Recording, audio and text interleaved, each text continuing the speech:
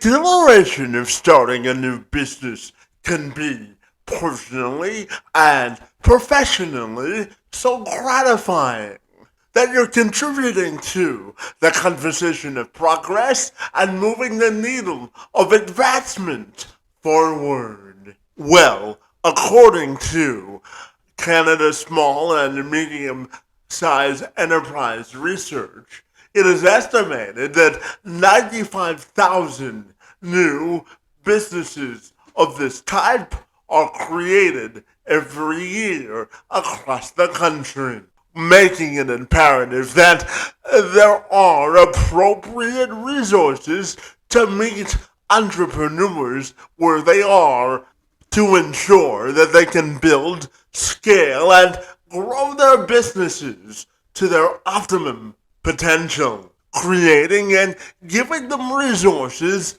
to succeed is an ongoing effort that we all need to invest in order to move the economy forward. One organization that is working tirelessly in order to do this is Startup Canada, whose mission is to support Canadian entrepreneurs by providing them with the tools, community, and support to start and grow their businesses towards prosperity for now and into the future. Their aim is to make Canada the best place to nurture businesses. They take pride in supporting entrepreneurs in all stages, backgrounds, and industries of business. They want to emphasize that there is strength in the diverse population of Canadian businesses. Kayla Isabelle is the CEO of Startup Canada. She also holds the title of a 2023 Globe and Mail Changemaker of the Year. She's also been recognized as a top 40 under 40 leader in business and entrepreneurship. And she joined me this week to talk about all of the important work that Startup Canada is doing to advance business across the country and how entrepreneurs and founders can cultivate an environment for success in business in Canada. I'm Kevin McShann. Let's have this conversation.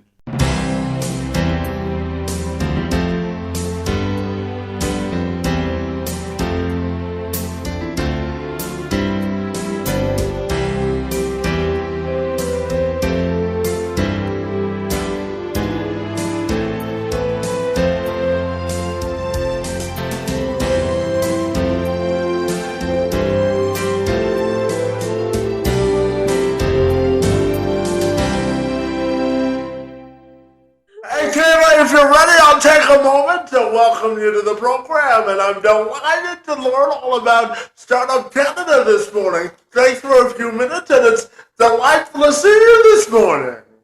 So delightful to see you too, Kevin. Absolutely. Now, Kim, I wanted to start our conversation by asking you about sort of the business ecosystem in Canada and the role that startup businesses sort of play in the when we start talking about innovation, technology, and really making progress in business. So how important do you think the business ecosystem is in Canada and the role that startups play in that as well? It's a great question, Kevin. And I think we need to talk about this more in Canada, to be honest, that we have such an unbelievably supportive country, an entire ecosystem.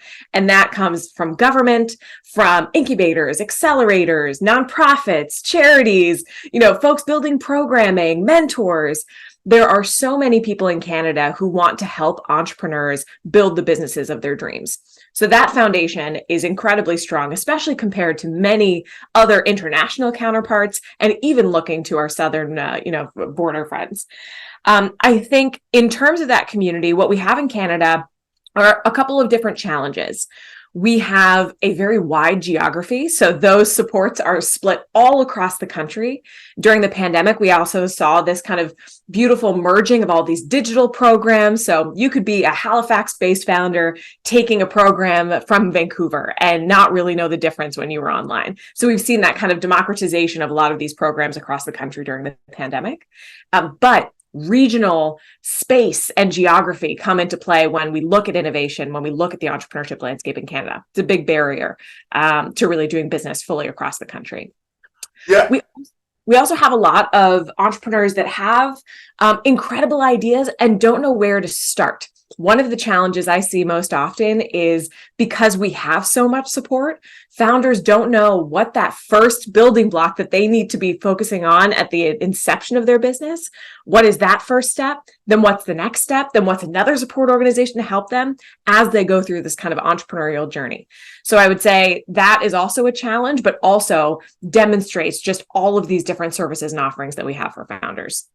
Yeah, absolutely. And, Kayla, one of the tenets that I truly believe in life and in business is that inclusion is the gateway to independence. And I want to talk to you about the diversity of perspective, particularly in business when it comes to promoting equality, equity, and inclusion for all. As you know, I work with businesses and organizations to amplify the hiring of folks with disabilities. And I think starting a business or a startup is a great way to infuse individuals with disabilities into the workforce. So I'm just curious to get your thoughts on the importance of diversity, equity, and inclusion in business across Canada as well.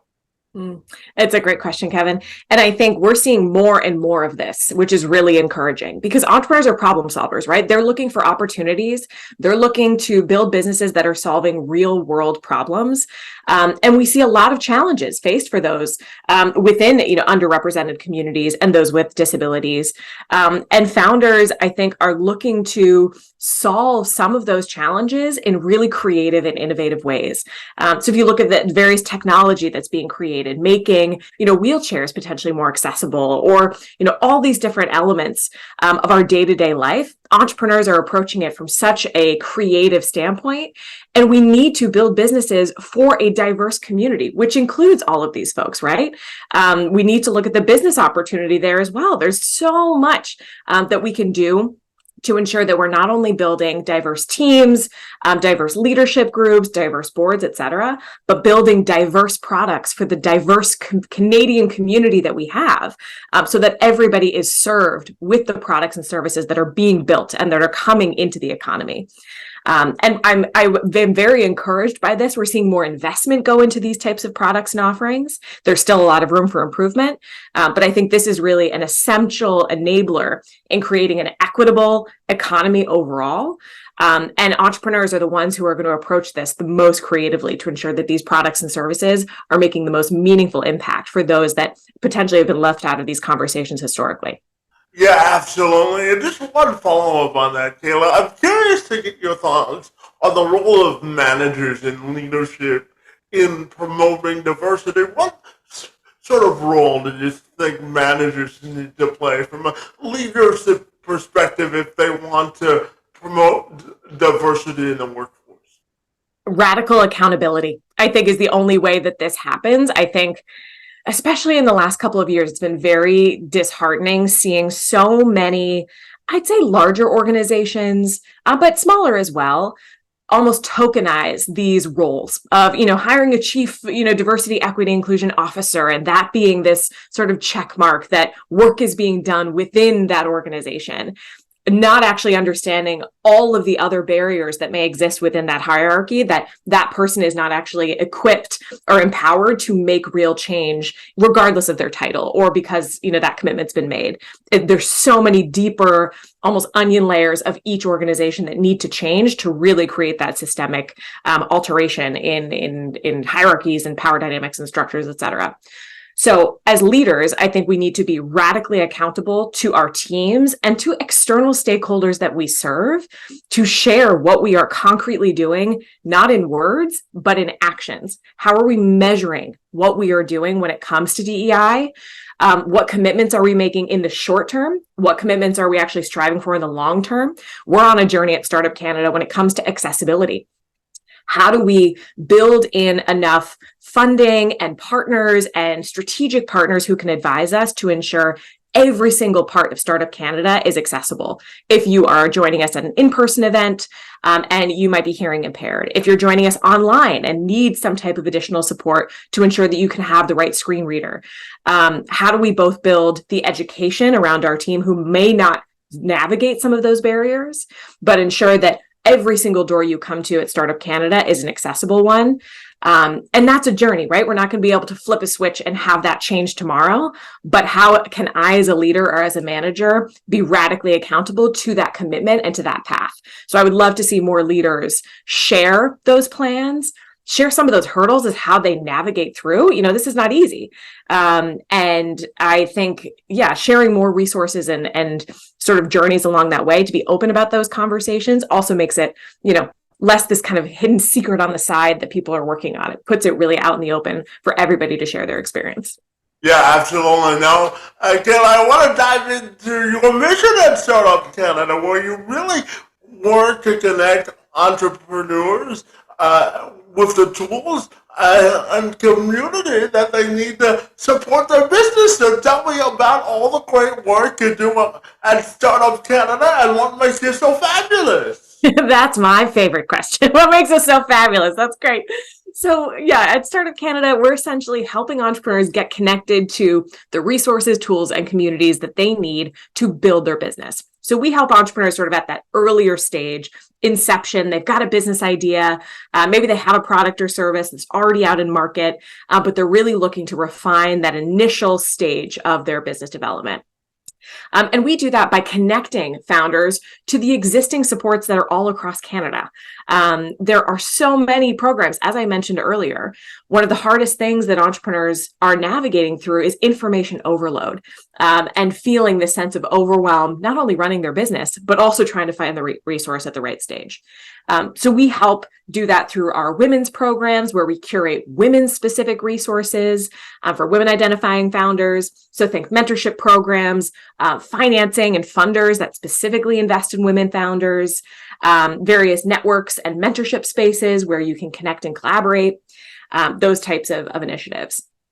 We also do this with a global community. So if you are looking to export, there is huge potential, particularly for underrepresented folks, for women in particular as well, that we are not seeing export. And that is a huge opportunity for growth for many of these founders. How can we connect them with groups like Export Development Canada, the Trade Commissioner Service, UPS, so they can get great discounts on shipping and logistics across the world? So we help convene those resources as well. We also do a fabulous cross-Canada tour, which has been the sort of in real life example of this convening of support, where we've brought together hundreds of ecosystem partners under one roof across 5 cities throughout the country. And that's from Whitehorse to Halifax to Calgary to Brampton. We do that in real time, so you can actually make face-to-face connections, network with peers, and really understand the ecosystem that's in front of you. And Ken, I wanted to talk briefly about the sort of evolution of women in business, because it's really exploded in a positive way across the country, hasn't it? I would say yes. And then the pandemic knocked us back, quite a distance. I think we talk more, there is more, government support and dedicated programming and funding, et cetera. We're still not moving the dial fast enough, though. The results of those investments have not demonstrated that women are accelerating fast enough to finally get to that sort of gender parodied space when it comes to entrepreneurship or women in business in general. So I think we've done some solid work, but we've still got a very long way to go. Yeah, absolutely. Kayla, we initially met at the Global Summit for the Friends over at the Gay and Lesbian Chamber of Commerce Global Business Summit, and during the summit, as you know, the government announced that $25 million investment for LGBTQ plus businesses. So I'm just wondering your thoughts on how that may change the landscape of businesses for that segment of our population. It was such an important announcement, and I think just seeing the support that the CGLCC is now going to be able to offer with those resources, it like I exhale with a comfort and a confidence, because they have done such incredible work for so many years. Really bootstrapped, right? They had limited resources, and I run a small nonprofit as well. It's a challenging space. But what I think the government did really well in that investment is, instead of building a net new program or net new initiative, they are empowering an established, trusted, and well-connected organization that has the audience that they're trying to serve, and is going to approach this the most thoughtfully and the most appropriately. So I think investing in organizations that are already in these ecosystems, already have these very trusted and supportive spaces, that's the way that you can make change also, the most rapidly, because they're not having to build all of these net new networks. They now get to expand and, seek out all these incredible queer founders across the country that may not have known of the organization historically, or may, have seen this announcement and been really encouraged. And it's a symbolic gesture as well of saying, we want you to build incredible businesses. We want you to scale those businesses. We want you to own, that space, get recognized for the work that you're doing in a very supportive way. And it's been such a challenging last couple of years, especially for the queer community. And we need to see those wins. We need to see those types of celebrations backed with money and financing, because that's often a challenge that so many both organizations and founders are struggling with every single day. Yeah, absolutely. And to that point, Kayla, I wonder your thoughts on the keys to making sure that Canada remains a desirable place to continue to grow and have sustainable and successful businesses. It's sort of a chicken and the egg kind of question, Kevin, in some ways, because we need Canadian businesses to stay in Canada. But to make them stay in Canada, we need to have those really, really fruitful and I think of almost a garden. We need to have all, the right water, the right soil, the right, environment around, the right other flowers sort of around your garden, et cetera, that are inspiring growth. But in order to do that, we also need the founders that are creating that demand, right? So it's this kind of chicken and egg experience. I think we need to celebrate, recognize, promote, and in a big way, these Canadian founders that are starting across the country, not just in downtown Toronto or Montreal or across Vancouver. We were in Whitehorse a couple of months ago, and the business is not just necessarily a product-based business, but incredible technologies coming from the north, solving very challenging northern specific problems. It's so inspiring, and we need to give more of a podium to all of those stories to showcase what Canadian entrepreneurship is all about, because it's incredibly diverse, it's very inspiring, and it's scalable as well, right? We need to think of these businesses in terms of that scalability and that growth potential. Yeah, absolutely. And Kayla, what other avenues do you think the government needs to play to continue to explore more business opportunities in Canada itself? What role do you see the government playing in this discussion? We're seeing a lot of support around innovation, and the word, quote, innovation, meaning something very specific, I think, for government and for a lot of stakeholders, right? We think of, high growth tech companies, reaching various milestones, various, funding rounds, et cetera. But innovation can come in a small business. Innovation can come from, incredible, Indigenous communities on reserve that are doing different types of business and trading, and building really beautiful products.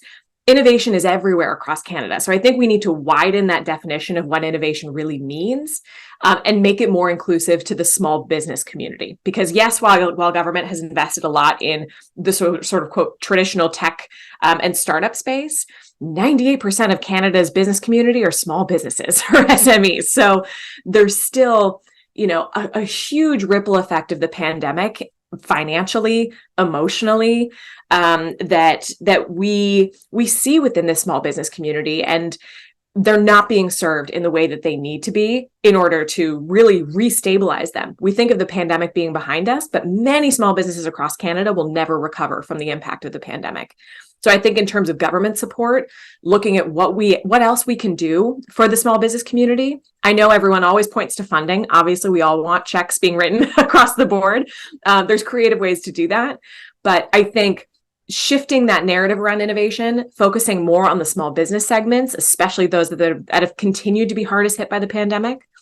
And then supporting entrepreneurs, support organizations like the Gay and Lesbian Chamber of Commerce, the CGLCC, seeing those large scale investments into recognized, trusted, and impact focused organizations. That's how we also move the needle, and support nonprofits that are often doing so much work with so little. Seeing that diversified across Canada as well would be fabulous. Yeah, absolutely. And Kayla, as you know, most small businesses don't have sort of an HR department. So I'm just curious to go back for just a second and ask you if, if you're in the position of a small business owner or a startup founder, and you want to really diversify the people you hire for running your business, what do you think is the key to making sure that you're reaching the most amount of people, considering you may not have the budget to hire an HR department? What do you think is the key there? It's a great question. And I've struggled with this myself, right? In the first, few roles that I've hired, I hired people who were just like me. Right? You look and you have this almost confirmation bias of, we'll collaborate so well together, and they have a very similar background, and et cetera, et cetera. And making those mistakes and understanding what cost that then had in having, multiple team members that looked and sounded and had very similar lived experience. And that's a journey, I think, for a lot of small business owners. When you might be making one or two hires, it's hard to have, representation across a super diverse community when you have few staff members. I totally get that. But there are really great ways to get perspectives from a diverse community. So do you have a board? What is that makeup of both lived experience as a consumer, as somebody who can advise you potentially on your product, and somebody who's also going to bring a very different perspective to what you might experience day to day? You can sort of inform that from various advisors, mentors, and people in your network. So you're not constantly being surrounded by people that are similar in, age, demographics, regional, affinities and locations, Canadians versus, newcomers to Canada, and seeing so many different spokes of diversity, right? It's not just one thing that we're looking for. I think as well, when you're looking at your team, look at where you are trying to source new team members in the hiring process. If you are going and posting your job posting on your own personal LinkedIn, of course, you're going to get candidates that are, sort of connected to you already notionally, or, may come from a similar academic background to you, or be in those existing networks. How do you go to new communities to ensure that you might be bringing in an entire different, either sort of background in general, right? Like if you're going to different Facebook groups or different LinkedIn communities that you might not be connected to already, that is going to diversify your pool of candidates, which will then make it more likely that you're able to really identify some of those, successful candidates later on that are coming from a wider, more extended network.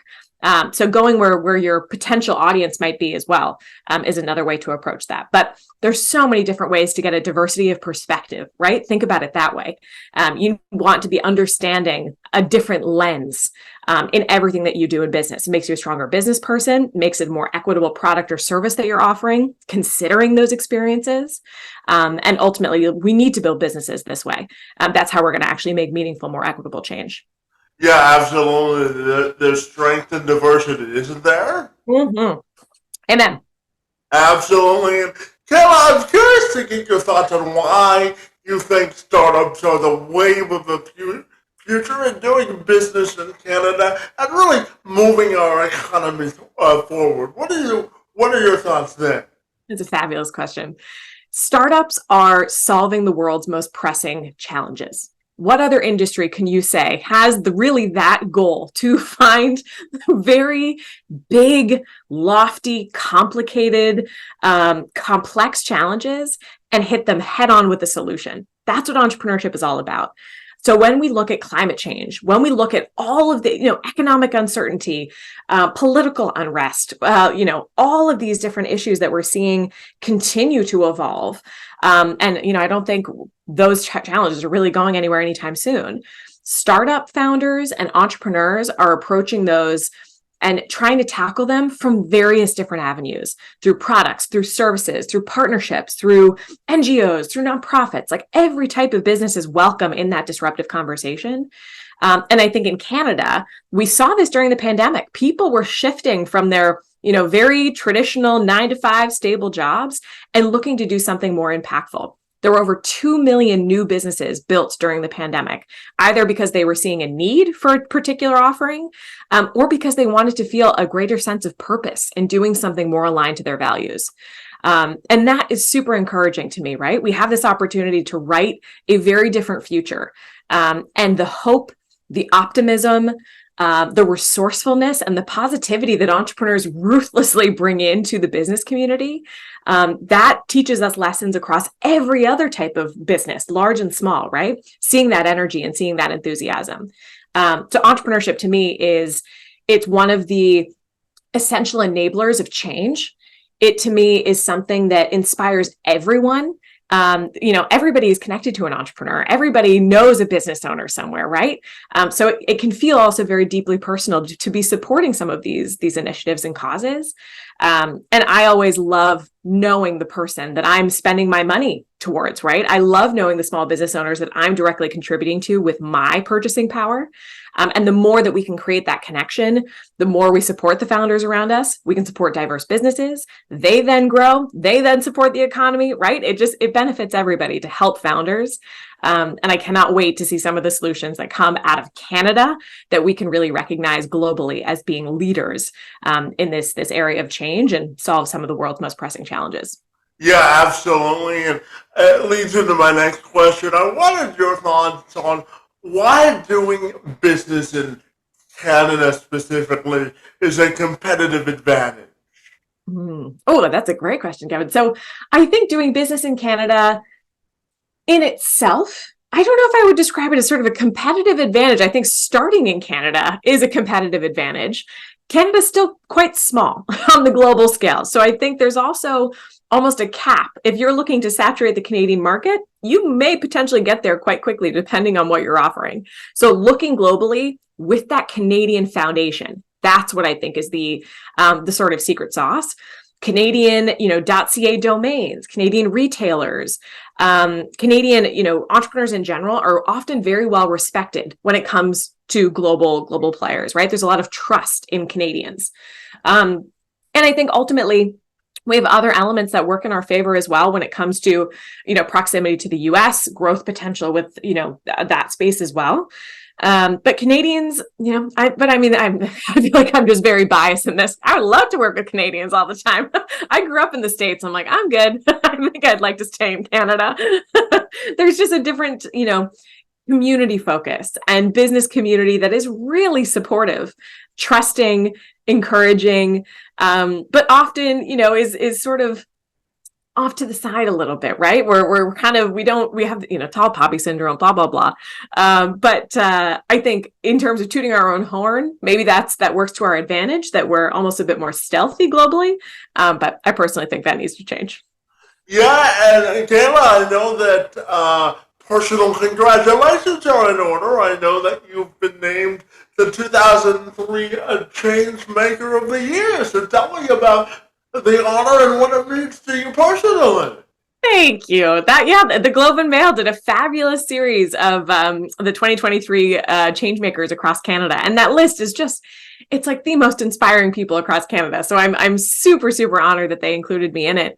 And I think it speaks to this this movement in entrepreneurship that we're really seeing right now, right? Like there's so much going into this ecosystem. There's a lot of positive energy, and people are really seeing the work of Startup Canada and our founders that come to us in a new light, and wanting to really support that and recognize it. And I'll always take a nice little award and nice recognition in the Globe and Mail. It always makes you feel nice and warm and fuzzy. But at the end of the day, it's about the founders for me, right? I want them to be on the front of the Globe and Mail. I want them to be recognized in these newspapers. And if I get recognized, it's a perfect opportunity for me to scoop in a couple founder names in there too. Well, free marketing is the best marketing, right? Exactly. That's what I'm saying. That's exactly right. And Kayla, you touched on it with one of your previous answers, but I will ask you, on a broad perspective, what are some of the challenges that you still see that founders and business owners have to overcome across Canada in order to be successful? We do an annual census at Startup Canada asking this exact question.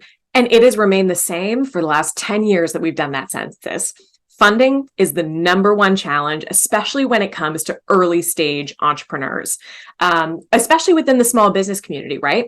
If you're not going to be approaching a VC or an angel, or if you do not have that type of business that really is appropriate for that type of investment, there are very few early stage funds for you to apply to that can bring you that capital when you are just in ideation and when you're just coming up with these business options. That always comes up every single year. During the pandemic, of course, that was exacerbated further. Other challenges are this information overload has actually come up more and more when it comes to government supports and funding for founders, new programs that are coming up, incubators, accelerators, new grants that might be coming from private sector organizations. Keeping track of all of these different offerings has been very, very challenging. Some founders reporting that it took them actually more than 500 hours just to research all of these different offerings in the first year that they started their business. So that's a very staggering stat. Other challenges are a frustration in government bureaucracy, I would say, in the lack of speed and almost entrepreneurial thinking that is within government spaces, and that frustration, and that creates some disconnect in applying for a grant and not hearing back for 6 months to a year, et cetera. Lots of tensions there, and lots of red tape. I would say red tape has definitely come up as even doing interprovincial trade. If you have an alcohol business and you want to sell in Ontario and in Alberta, good luck. Like there's so many regulatory hoops across Canada, and that can make it incredibly hard. Last one I would say is IP. We have a notoriously very lengthy IP process, and that often leads entrepreneurs going to the US, where it's a much more rapid process. So I would say in speed, in support, yes, we have all these different options, but in the amount of time and energy and extended, waiting moments, Canada still has a long way to go, I think, in supporting founders as quickly as they're moving, right? Because entrepreneurs, that's their greatest, opportunity is speed. They need to get ahead of their competitors. They need to get into market, et cetera. We need to meet them with that speed. Time is money, right? Time is money, exactly. Kayla, I'm also curious to get your definition of what do you think it means to have empowerment in business and really empower business owners to be successful? That's such an interesting question, because I've actually been reflecting on this a lot, especially when it comes to women in business, that, we need women to be empowered. And I'm finding that the language is almost becoming, it's putting the onus on people to empower themselves in confidence alone, kind of thing, that I'm interpreting it. It's almost been overused, I think, in so many contexts that it has done a disservice to actually empowering people.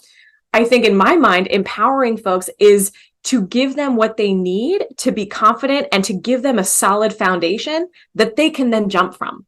And that is tools, that's resources, that's intel, that's connections, and sort of democratizing that access. So you don't have to network with the elite. And, there's so many different barriers to entry, especially for women founders and underrepresented folks.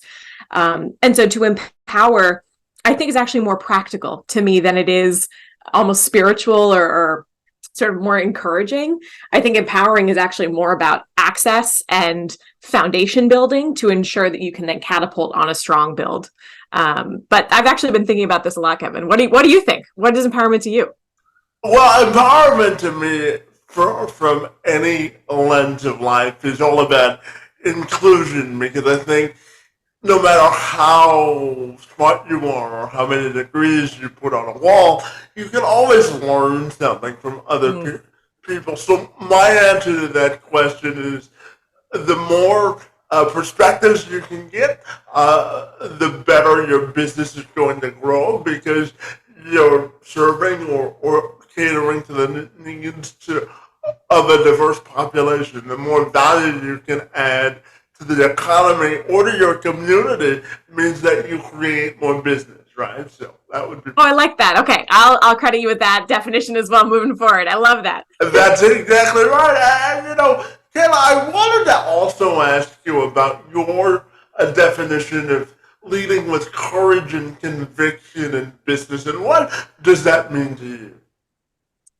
That has evolved for me, I think, at the beginning of my journey. So I became CEO of Startup Canada when I was 27 years old. I had no idea what it entailed. I was completely overwhelmed. Then my first week, throw in the pandemic. So it was a very, very wild sort of start to my leadership journey, running a company and having staff and, all that came with that. Welcome to the job, right? Welcome to the job. Baptism by fire is what it was really. And I think at the beginning, I really struggled with wanting to look and sound perfect, that I had everything together and I had a plan, and everybody should be completely confident in my abilities to get through things, not knowing that nobody had any idea what was going on during the pandemic. Everybody was scrambling, everybody was overwhelmed, if they were a first-time CEO or not. So over that period of time, it became very clear to me that my portrayal of perfection and making it look like I had everything together to my team did such a disservice to them, that they felt they could not break down and they could not be vulnerable because I was sort of this statue in front of them. And they felt, am I responding in a way that's inappropriate? Should I not be feeling these feelings? And that was the courage to be vulnerable. Took me a long time to get into that. Now it's a very different story. But in leadership, I think having the courage to have those hard conversations, show a vulnerability in a way that's still professional, right? You still need your team to trust you and look to you for support and strength. But finding that balance as a leader to be very human, and support others in that openness and that sort of creating those spaces to be your full self. And I think back to, ensuring that you're creating really diverse and equitable spaces as well. Everybody's going to be approaching these experiences from a different lens. You have to hold space for that entire lived experience, even if it's not something that you're personally grappling with. So I think that courage to be vulnerable, to be open, and to make mistakes, right? I think it's the funniest thing that I've learned, that obviously I work with entrepreneurs every day who are told, fail fast. Entrepreneurship is riddled with failure. And I was like, I'm absolutely never going to fail. Never. It's not going to happen. This is not how I'm built. So courage to also get things wrong is something that I've had to grapple with, and not being so connected and bonded to your ideas, right? You need to create space for other people's suggestions and ideas to come in, and they're often way better than what's going to come up in your head. So there's so much to learn across, but this is an ongoing evolution for every leader, right? Yeah, absolutely. I'll give you one more term. I call that creative insulation, right? I love creative insulation. That's brilliant. Oh, I love that.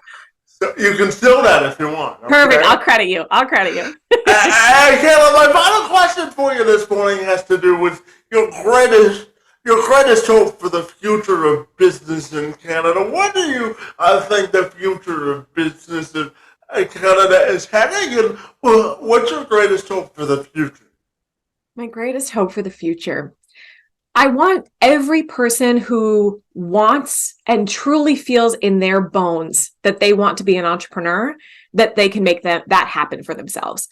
A perfect magic wand, eliminate the bias in funding would be probably my strongest preference, so that we are supporting a wider group of diverse founders, and particularly women as well. We need to see more of that funding go to that community, and building more radical businesses that are truly creating change, and in unconventional ways that we may not have considered historically. So I think bold openness to new ideas, diversity of investment to scale more diverse businesses, and just, this sort of hope that anyone who wants to go down the entrepreneurial path, you may love it, you may not like it, and that's also totally okay. You can change your mind if it's not for you, because it's not for everybody.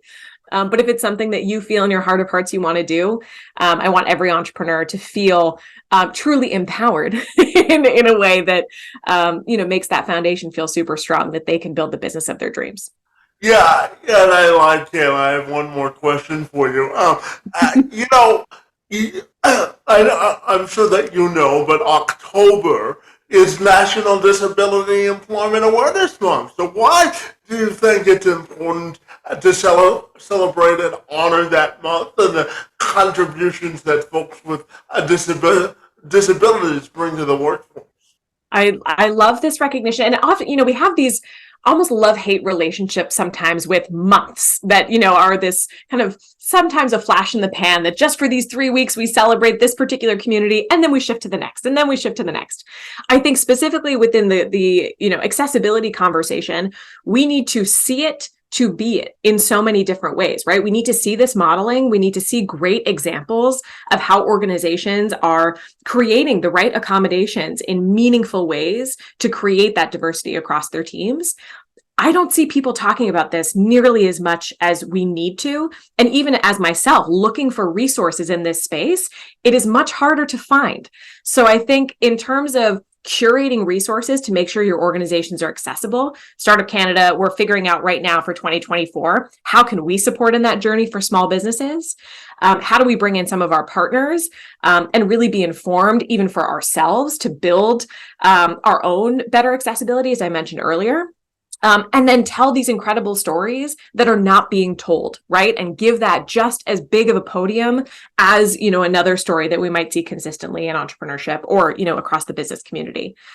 So I'm personally much more focused on this moving forward, because I think there is a huge gap, especially in Canada, to see concrete examples of this so that organizations can feel, oh, that, is something that I could definitely do. That's something I hadn't considered before. That's a blank spot that I had not thought of, and creating that awareness so that organizations can really be equipped to change. It's really important, isn't it? 100%. And I feel this urgency both for myself and this gap I'm seeing in real time as well, in it not taking as much real estate as it deserves in the conversation, in the entrepreneurship community, in the business community, et cetera.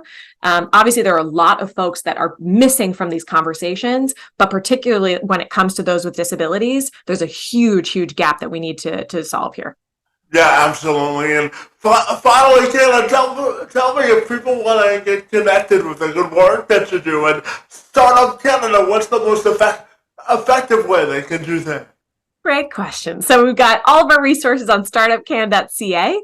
I'd say the best place to start is our weekly newsletter. Every week we curate resources for founders across the entire country, events, templates, resources from our partners, interesting promotions, grants, lots of information. You get a weekly dose in your inbox. So that would probably be my first place to recommend starting.